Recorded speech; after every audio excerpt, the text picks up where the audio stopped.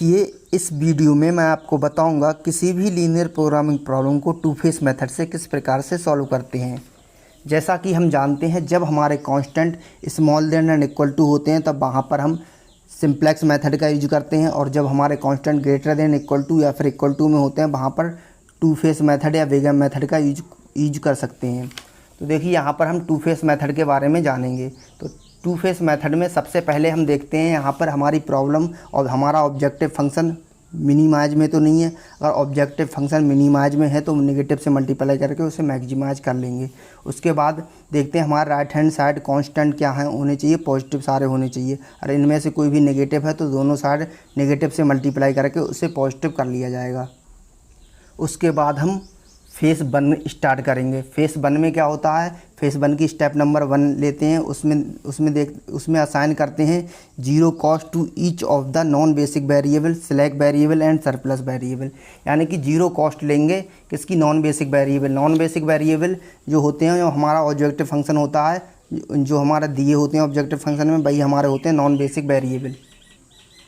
तो non basic variable और select variable और सरप्लस वेरिएबल, इनकी कॉस्ट को हम 0 रखेंगे, और बाकी आर्टिफिशियल वेरिएबल की जो कॉस्ट होगी उसको ऑब्जेक्टिव फंक्शन में -1 रखेंगे। तो देखिए, अगले हम आते हैं अब स्टेप नंबर 2 में। स्टेप नंबर 2 में क्या करेंगे, solve the problem by simplex method. उस प्रॉब्लम को सिंप्लेक्स मेथड से सॉल्व करेंगे। If the original problem has the feasible solution then this problem shall have an optimal solution. तो देखिए, यहाँ पे क्या करेंगे, उसका हम ओरिजिनल प्रॉब्लम होगी उसका फिजिबल सॉल्यूशन निकालेंगे। उसको देखिए, यहाँ पे हमें चेक करेंगे कि हम फेस नंबर 2 में जाएंगे या नहीं जाएंगे। उसके लिए 3 कंडीशन होती हैं। तो देखिए, सबसे पहली कंडीशन है कि जब हमारी जो मैक्सिमाइज जेड की वैल्यू आती है वो क्या होनी चाहिए, 0 से स्मॉल देन है, और कोई भी उसमें artificial at least 1 artificial variable appear in the basis. यानी कि उसके बेसिस में कोई भी एक आर्टिफिशियल वेरिएबल है, तो वहाँ पर क्या करेंगे, तो हम प्रॉब्लम क्या हो जाएगी, हमारी problem does not possess any feasible solution. तो हमारी वो वहाँ पर हम लिख देंगे कि the given problem does not possess any feasible solution. उसके बाद में अगर देखिए हमारे मैक्स जेड डैश की वैल्यू अगर 0 आती है और कोई भी उसमें एक आर्टिफिशियल वेरिएबल उसके बेसिस में उपलब्ध होता है, तो वहाँ पर हम एंटर कर जाएंगे फेस नंबर 2 में। उसके बाद थर्ड कंडीशन है, अगर हमारे मैक्स जेड डैश की वैल्यू 0 है और उसमें कोई भी आर्टिफिशियल वेरिएबल नहीं है, तो वहाँ पर भी हम फेस 2 में एंटर करेंगे। अब फेस 2 में देखते हैं, फेस 2 में क्या करते हैं, इन फेस 1 की जो भी वैल्यूज़ हैं, जो भी कांस्टेंट हैं सारे, वो वहाँ पर फेस 2 की टेबल बनाएंगे, उसमें लिख लेंगे। देखिए, इसमें भी यही दे रखा है, in phase 2 start with the optimal solution contained in the final simplex table. In phase 1 assign the actual cost to the variable in the objective function and to every select and surplus variable element the artificial variable. अब देखिए, इसके बाद में हम देखिए एक example लेते हैं इसी का, और हम इसी मेथड से, टू फेस मेथड से इस पूरी प्रॉब्लम को सॉल्व करते हैं। देखिए, ये हमारी एक प्रॉब्लम है, इसको हमें टू फेस मेथड से सॉल्व करना है। तो देखिए, ये सबसे पहले हम देखेंगे मिनिमाइज में ऑब्जेक्टिव फंक्शन हमारा मिनिमाइज है, तो मिनिमाइज को मैक्सिमाइज करेंगे। तो given minimization problem convert into the maximization problem. तो मैक्सिमाइज में कन्वर्ट करने के लिए क्या करते हैं, नेगेटिव से मल्टीप्लाई कर देते हैं। तो मैक्स लिख देंगे, जेड स्टार लिख दिया मैंने क्योंकि यहाँ पे जेड था, इसलिए जेड के ऊपर कुछ भी लिख सकते हैं पहचान के लिए। अब इक्वल टू में है हमारा माइनस के x1 और माइनस के x2 कर दिया है यहाँ पे, ठीक है, नेगेटिव से मल्टीप्लाई कर दी। उसके बाद में हम करेंगे, इंट्रोड्यूस करेंगे सिलेक्ट, सरप्लस और आर्टिफिशियल वेरिएबल, इसमें यूज करेंगे, और convert the given constant into equation. और इन कांस्टेंट को, ये कांस्टेंट है हमारे, इनको इक्वेशन फार्म में कन्वर्ट करेंगे। तो देखिए, इस क्वेश्चन फार्म में हमने कन्वर्ट किया गया है। यहाँ पे 2x1 + x2 है, तो यहाँ पर भी 2x1 + x2 कर दिया। यहाँ पे greater than and equal to का साइन था, इसलिए हमने क्या कर दिया, इक्वल टू में चेंज किया। तो यहाँ पर देखिए, ग्रेटर देन इक्वल टू को इक्वल टू में चेंज करते हैं, तब वहाँ पर क्या करते हैं, हम एक सरप्लस वेरिएबल यूज करते हैं, और उसको पॉजिटिव करने के लिए एक आर्टिफिशियल वेरिएबल उसमें ऐड कर देते हैं। ऐसे ही इसमें देखो करेंगे x1 प्लस 7x2 है, तो यहाँ भी x1 प्लस 7x2 लिखा, उसके बाद में इक्वल टू यहाँ पे 7 लिख दिया, और यहाँ पे क्या कर दिया, सरप्लस वेरिएबल एक सरप्लस वेरिएबल s2 ऐड कर माइनस कर दिया, और यहाँ पे क्या कर दिया, एक ऐड कर दिया आर्टिफिशियल वेरिएबल। तो इस प्रकार से हमारी इक्वलिटी में ये कन्वर्ट होगी। अब देखिए यहाँ से हम आएंगे फेस 1 में एंटर करेंगे। फेस 1 में क्या होगा, जो हम सबसे पहले हमने बताया था पीछे रूल में, जो हमारा रूल थे कि assign cost -1 to artificial variable. जो हमारी आर्टिफिशियल वेरिएबल है, आर्टिफिशियल वेरिएबल उसकी कॉस्ट हम क्या लेंगे, -1। यहाँ पे जो भी ऑब्जेक्टिव फंक्शन में उसकी कॉस्ट -1 ली जाएगी। और जो हमारे बेसिक ये वाले basic variable, non basic variable, और ये जो हमारा सिलेक्ट वेरिएबल और सरप्लस वेरिएबल हैं, सरप्लस सिलेक्ट तो है नहीं इसमें, सरप्लस वेरिएबल है, तो सरप्लस वेरिएबल इनको सबकी कॉस्ट क्या हो जाएगी, 0 हो जाएगी। देखिए इनकी सब अदर एलिमेंट की कॉस्ट 0, आर्टिफिशियल को छोड़ के बाकी सारे सभी की कॉस्ट हम 0 ले लेंगे, इसमें ये करते हैं। उसके बाद में यही वाले हम जो क्वेश्चन है हमारी क्वेश्चन में कन्वर्ट किया था उसके नीचे लिख सकते हैं। उसके बाद में देखिए हम निकालेंगे इसका इनिशियल बेसिक फिजिबल सोल्यूशन। तो इनिशियल बेसिक फिजिबल सोल्यूशन कैसे निकालेंगे, देखिए यहाँ पे हम x1 0 करेंगे, x2 0 करेंगे, और s1 भी 0 करना पड़ेगा, तभी तो हमें a1 की वैल्यू मिलेगी। और यहाँ पे x1 तो 0 था ही, x2 0 ले लिया हमने, और s2 भी 0 करेंगे। तो यानी कि हम x1 बराबर 0 रखेंगे, x2 बराबर 0 पुट करेंगे, और s1 बराबर 0 पुट करेंगे, और s2 बराबर 0 पुट करेंगे। तब हमें a1 और a2 की वैल्यू मिल जाएगी। a1 की वैल्यू आ जाएगी 4 और a2 की वैल्यू आ जाएगी 7। देखिए इसी प्रकार से मैंने ये किया है। यही हमारा क्या हो जाएगा, इनिशियल बेसिक फिजिबल सॉल्यूशन होगा।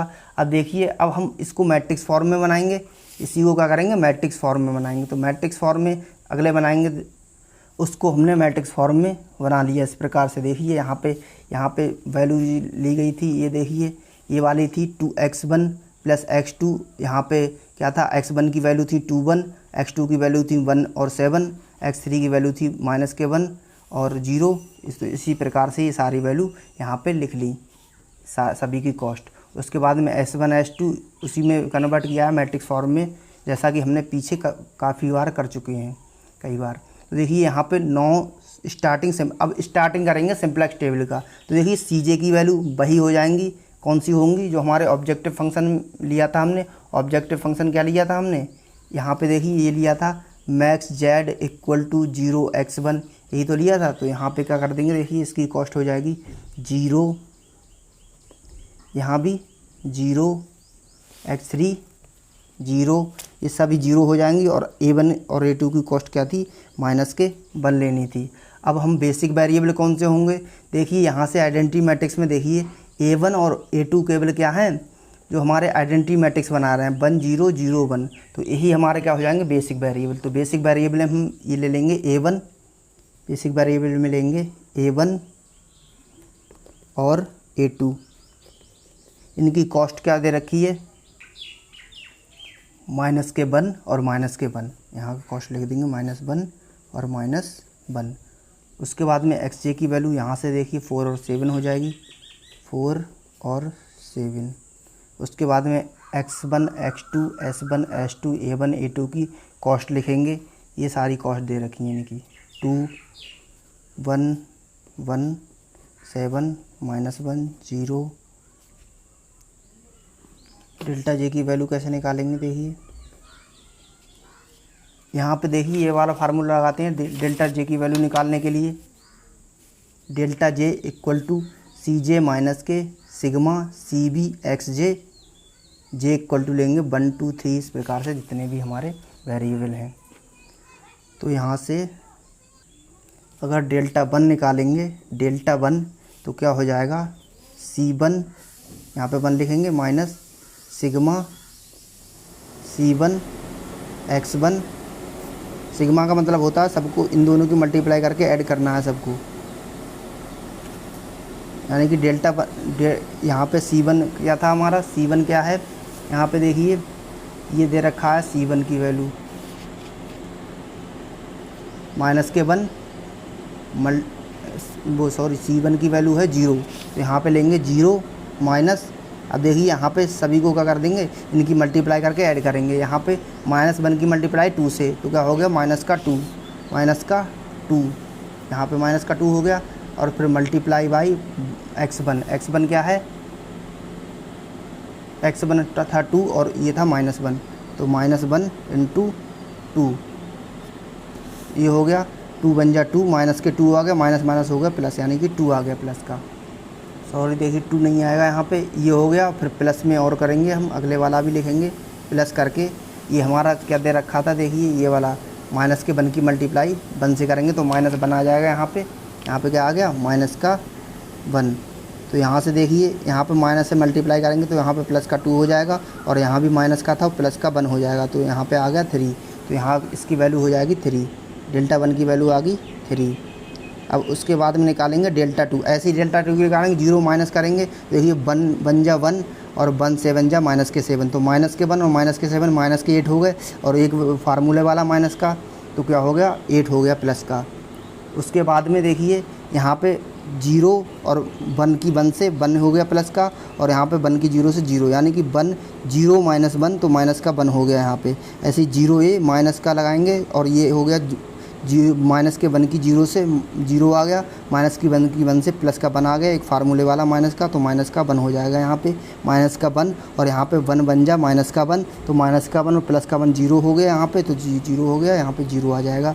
उसके बाद में -1 ये, और माइनस का -1 माइनस, और 1 की 1 0 से 0, और -1 बन जा 1, तो माइनस का 1 और माइनस का वो वाला प्लस का 1 हो गया, माइनस का 1 प्लस का 1 0 हो गया, तो यहाँ पे क्या हो जाएगा 0 हो जाएगा। इस प्रकार से Δj की वैल्यू, अब देखिए हाईएस्ट Δj कौन सा है इसमें, हाईएस्ट Δj की वैल्यू ये हो गया, तो ये हो जाएगा इनकमिंग वेक्टर 8 है, इनकमिंग वेक्टर हो गया ये वाला इनकमिंग। अब हमें निकालना है आउटगोइंग वेक्टर। आउटगोइंग वेक्टर निकालने के लिए यहाँ पे क्या करना पड़ेगा, मिनिमम रेशियो निकालेंगे, मिनिमम रेशियो।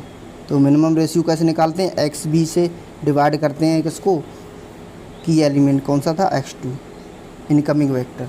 इनकमिंग वेक्टर को क्या करते हैं, वाले कॉलम को से डिवाइड कर देते हैं, तो यहाँ पे 4 डिवाइड बाई 1 कितना आ गया, 4 ही आएगा। यहाँ से 7 डिवाइड बाई 7 कितना आ गया, 7 डिवाइड बाई 7, 1 7 1 7 कितना आ गया, 1 आ गया। तो 1 और 4 में मिनिमम कौन सा है, 1 है, तो 1 क्या हो जाएगा हमारा आउटगोइंग वेक्टर। इनकमिंग ये हो गया, आउटगोइंग ये हो गया, तो की एलिमेंट कौन सा हो जाएगा, की एलिमेंट हमारा 7 हो जाएगा, ये वाला की एलिमेंट 7। अब जो हमारा की एलिमेंट होता है वहाँ पर 1 बनाना होता है, और उसके ऊपर नीचे 0 बनाना होता है, तो यानी कि नीचे तो कुछ है नहीं, Δj की वैल्यू है, तो इसलिए ऊपर को 0 बनाएंगे। यहाँ पे 1 बनाना है, यहाँ पे 0 बनाना है, तो 1 बनाने के लिए यहाँ पूरी इस रो को 7 से डिवाइड करना पड़ेगा, ठीक है। तो यहाँ पे 7 से डिवाइड कर दे रहे हैं, और हम उसकी वैल्यू यहाँ पे लिख देंगे। तो देखिए यहाँ पे क्या क्या हो जाएगा, बेसिक वेरिएबल हमारा क्या हो जाएगा, देखिए इनकमिंग हमारा x2 था, और आउटगोइंग क्या था, ये वाला था, ये वाला रो यानी कि A2। तो x2 जो है A2 की जगह पे आ जाए, रिमूव कर देगा A2 को, तो x2 A2 को रिमूव करके खुद यहाँ पे x2 आ जाएगा बेसिक वेरिएबल में, और ये वाला जो A2 है वो कैंसिल हो जाएगा, क्योंकि जो हमारा यहाँ पे से रिमूव होता है, तो वो उसको आर्टिफिशियल वेरिएबल को यहाँ से भी रिमूव कर देते हैं। तो देखिए यहाँ पे बेसिक वेरिएबल क्या बचेगा, यहाँ पे A1 बचेगा, A1, और क्या बचेगा x2, A1 x2 लिख दिया। अब इसकी कॉस्ट लिखेंगे, कॉस्ट क्या क्या है, A1 की कॉस्ट तो -1 ही है, और x2 की कॉस्ट है 0, तो यहाँ पे लिख दिया 0। अब यहाँ पे xj की, अब देखिए यहाँ पे करेंगे अगले यहाँ पे 7 से डिवाइड कर रहे हैं, तो यहाँ पे क्या हो जाएगा, 1 आ जाएगा, 1, यहाँ पे 1/7, यहाँ पे 1, ये आ गया। अब उसके बाद में यहाँ पे 0 बनाना है, 0 बनाने के लिए क्या करना पड़ेगा, देखिए यहाँ पे हम ले लेंगे ये वाली, लिख लेंगे 1/7, 1 0, माइनस के 1/7, माइनस के 1/7, और 0 ले लिया। और यहाँ पे ये वाले नोट कर लेंगे, 4 2 1, माइनस के 1 0 1, यहाँ पे 0 बनाना था, तो इसमें से ये माइनस कर देंगे, तो घटा देंगे इसमें 4 में से, बन गया 3, यहाँ पे 0 बन गया। और ये वाली लाइन हम नोट कर देंगे यहाँ पे। तो देखो ये वैल्यूज हमारी आ गई माइनस करने पर। अब देखिए उस बार बार हमें बनाने से अच्छा है, बार बार टेबल बनाने से अच्छा है हम एक ही बार बना ले रहे हैं और इसी को बढ़ाते जाएंगे। तो देखिए इसमें अब अगले यहाँ पे देखिए, अब यहाँ पे डेल्टा जे निकालेंगे तभी तो हमें पता लगेगा कौन सा ग्रेटर इनकमिंग होगा कौन सा आउटगोइंग। तो डेल्टा जे निकाल ले रहे हैं अब हम। तो देखिए ये हमें डेल्टा जे की वैल्यू मिल जाएंगी। देखिए कैसे मिलेंगी, यहाँ से देखिए यहाँ पे 0 है, 0 माइनस करेंगे कितना, माइनस के 1 की 13/7 से, तो माइनस के 30/7 और ये तो 0 हो जाएगा। तो 30 माइनस के 13/7 और वो फार्मूले वाला माइनस का, तो माइनस माइनस प्लस, प्लस का 13/7 हो गया। यहाँ पे 0 माइनस करेंगे तो 1 0 हो जाएगा, 0 हो जाएगा, 0 आ गया। तो 0 माइनस करेंगे यहाँ पे, तो 1 की 1 से 1 बन जा 1, माइनस माइनस हो जाएगा प्लस, एक फार्मूले वाला वो माइनस आ जाएगा यहाँ पे। इसी प्रकार से ये वाला 0 माइनस 1 की माइनस के 1 की 1/7 से, तो माइनस का 1/7 हो जाएगा, और माइनस का वो तो प्लस का हो जाएगा, ये 0 हो जाएगा। तो प्लस का 1/7 और ये हो जाएगा माइनस के 1 और ये भी ये हो जाएगा माइनस का 1, एक माइनस प्लस का 1, तो ये हो जाएगा 0। ठीक है, अब इस प्रकार से ये हमें डेल्टा जे मिल गया। अब इसमें देखेंगे ग्रेटर देन डेल्टा जे की वैल्यू, हाईएस्ट वैल्यू कौन सी है, तो हाईएस्ट वैल्यू कौन सी है, ये वाली है 13/7। तो 13/7 क्या हो जाएगा हमारा इनकमिंग वेक्टर हो जाएगा, इनकमिंग। अब हमें आउटगोइंग निकालना है तो मिनिमम रेशियो निकालना पड़ेगा। मिनिमम रेशियो कैसे निकालते हैं, ये निकालेंगे 3 डिवाइड बाई, देखो इनकमिंग वाला ये वाला है तो डिवाइड बाई 13/7। देखिए ये आ गया 3 डिवाइड बाई 13/7 किया तो यहाँ पे आ गया 21/13 और यहाँ पे आ गया 7। ये करेंगे 1 डिवाइड बाई 1/7 तो 7 ऊपर पहुँच जाएगा तो आएगा 7। तो यहाँ से मिनिमम देख लिया कौन सा है, देखो ये 1 पॉइंट में कुछ आएगा, ये 7 है तो ये आ जाएगा मिनिमम। तो यही हो जाएगा आउटगोइंग। आउटगोइंग ये वाला हो गया, इनकमिंग ये हो गया, की एलिमेंट हो जाएगा हमारा यही वाला 13/7, ये की एलिमेंट हो गया। अब देखिए फिर से अगली इसी को अगले बढ़ा लेंगे टेबल को, और यहाँ पे 1 बनाना है और नीचे 0 बनाना है। तो 1 यहाँ पे 1 बनाएंगे, इसी प्रकार से जैसे ऊपर बनाया यहाँ पे 0 बनाएंगे। एंड जो हमारा इनकमिंग वेक्टर आया है, इनकमिंग आया है x1 और आउटगोइंग आया है ये a1। तो क्या हो जाएगा, x1 से a1 रिप्लेस हो जाएगा, यानी रिमूव हो जाएगा। a1 यहाँ से ख़त्म हो जाएगा, रिमूव हो जाएगा, और यहाँ भी रिमूव हो जाएगा। तो a1 जो हमारा आर्टिफिशियल वेरिएबल दोनों रिमूव हो जाएंगे यहाँ पे, और हमारे यहाँ पे आ जाएगा x1 x2। इस प्रकार ये वेरिएबल्स हमारे मिल जाएंगे। देखिए जैसे कि इसमें 1 बनाना है यहाँ पे, तो 1 बनाएंगे तो 7/13 से मल्टीप्लाई करेंगे तो यहाँ पे हो जाएगा 21/13। 7/30 से मल्टीप्लाई करेंगे तो यहाँ पे 7/13 से मल्टीप्लाई करेंगे यहाँ पे तो 1 हो जाएगा। यहाँ पे 0 ही रहेगा क्योंकि 0 से किसी भी मल्टीप्लाई करो 0 रहता है। यहाँ पे हो जाएगा माइनस के 70/30।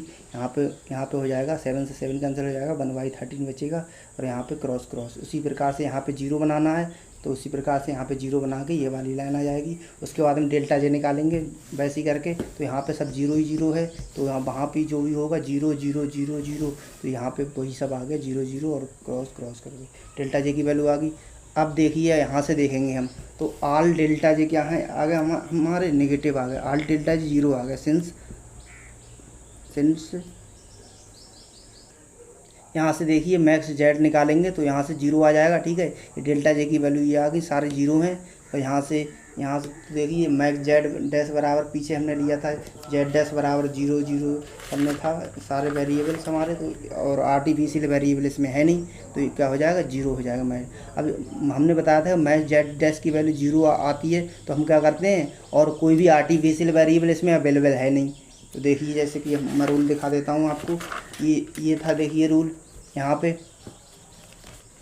ये रूल नंबर 3 वाला। ये देखिए मैक्स जेड डैश बराबर 0 आ गया, और कोई भी no artificial variable appear in the basis, कोई भी आर्टिफिशियल वेरिएबल इसके बेसिस में अवेलेबल नहीं है। तो यहाँ पे क्या हो जाएगा, अब हम यहाँ से फेस नंबर 2 में एंटर कर सकते हैं। अब फेस 2 करेंगे एंटर, और उसके बाद में टेबल बनाएंगे। देखिए यहाँ पे वही सब लिख दिया जो हमने किया था, यानी कि मैक्स जेड बरा इक्वल डैश बरा इक्वल टू 0 और यहाँ पे and no artificial variable appear in the basis के बेसिस में कोई भी आर्टिफिशियल वेरिएबल अपीयर नहीं है। तो यहाँ पे हम क्या कर देंगे, फेज़ 2 में एंटर कर लेंगे। अब देखिए फेज़ 2 में एंटर करेंगे और नई टेबल बना। अब देखिए फेज़ 2 में क्या करते हैं, now assigning the actual cost to the non basic variable. Non basic variable की जो एक्चुअल कॉस्ट थी वो यहाँ पे लिखेंगे और and cost the other variable, और अदर वेरिएबल की कॉस्ट लेंगे। जैसा कि जैसे ऊपर वाला लास्ट टेबल में आया था फेज़ 1 की, वही सब यहाँ पे कर देंगे। देखिए डेल्टा जे की एक्चुअल कॉस्ट क्या थी, एक्चुअल कॉस्ट थी डेल्टा जे की, यहाँ से देख लेंगे डेल्टा जे की एक्चुअल कॉस्ट। यहाँ से सी जे की एक्चुअल कॉस्ट थी माइनस के x1 की, x1 क्या था, यहाँ से माइनस के 1 था एक्चुअल कॉस्ट, माइनस के 1। देखिए यही तो था यहाँ पे, देखिए ये वाला एक्चुअल कॉस्ट थी माइनस के 1 और माइनस के 1 थी इसकी। तो यहाँ से वही कॉस्ट लिए हमने, माइनस के 1 और इंटू माइनस के 1, माइनस के 1 माइनस के 1, ये हो जाएगा 0 कॉस्ट हो जाएगी इसकी, ये 0 हो जाएगी। ये आ गई इसकी एक्चुअल कॉस्ट।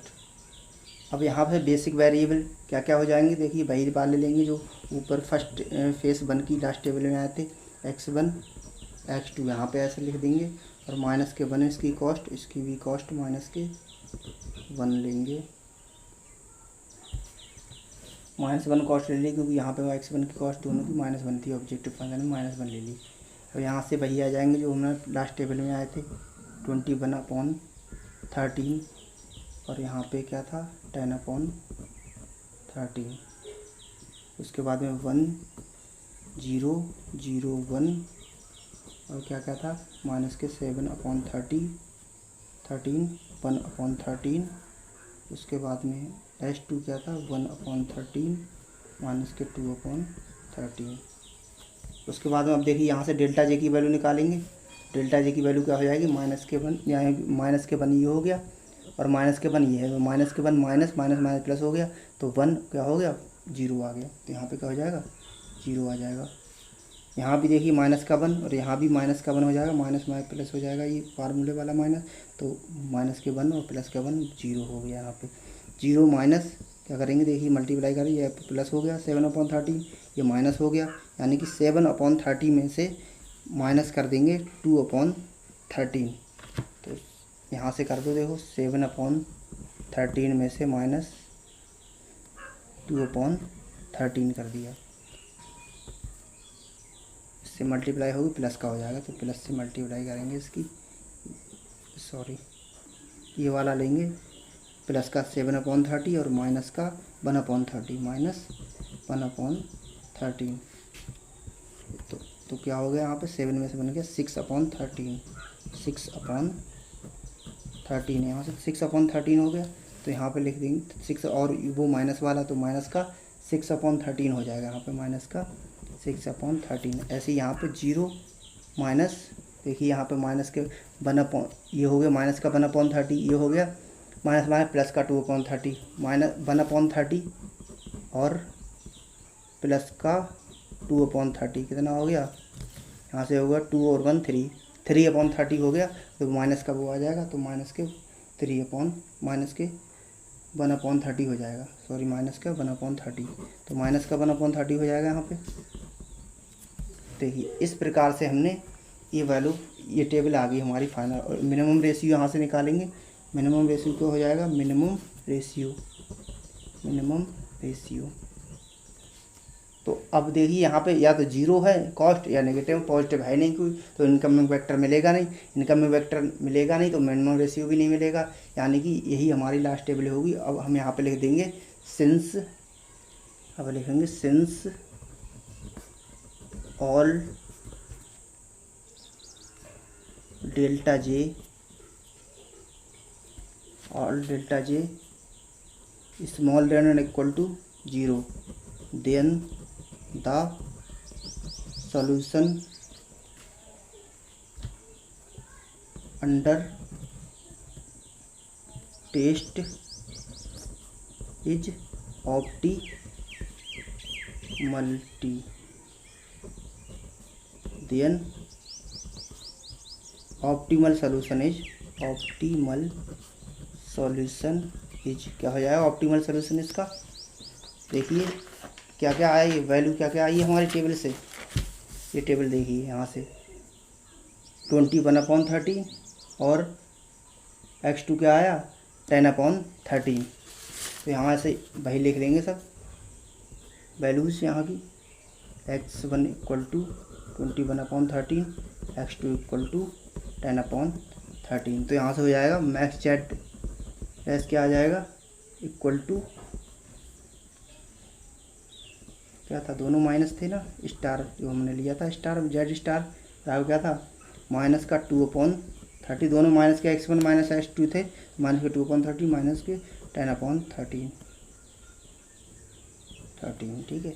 इसको सॉल्व कर लेंगे, क्या आ जाएगा देखिए 13 एलसीएम आ गया, माइनस के 21 माइनस के 10 क्या हो गया माइनस के 31/13।